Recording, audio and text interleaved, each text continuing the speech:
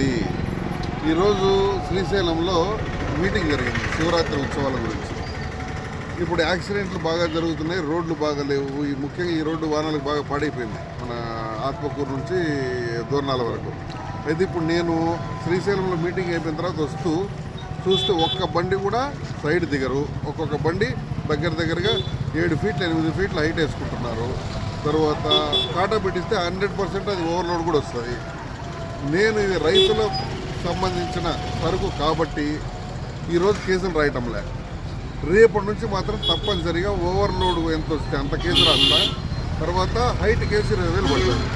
దయచేసి ఐసర్ బండ్లు, బొలెరోలు, ఇంకా టాటా కూడా ఏవో కొన్ని బండ్లు వస్తున్నాయి.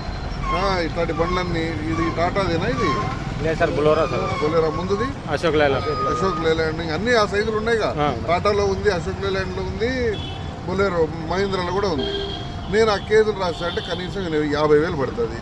కాబట్టి దయచేసి మీరు మా విజ్ఞప్తిని విని మీరు కర్నూలు నుంచి నంద్యాల గిద్దల మీద పోండి.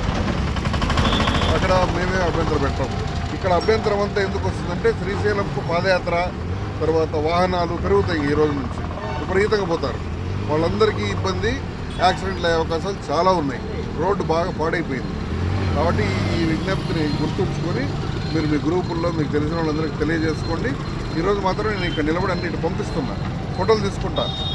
1, 2 తగిలిస్తా, రేపు మీకు అర్థమవుతుంది నేను చెప్పేది నిజమా అబద్ధమా అనేది. దయచేసి మా రవాణా శాఖ విజ్ఞప్తిని మీరు మన్నించి మమ్మల్ని ఇబ్బంది పెట్టద్దని మీరు ఇబ్బంది పడద్దు. థ్యాంక్స్.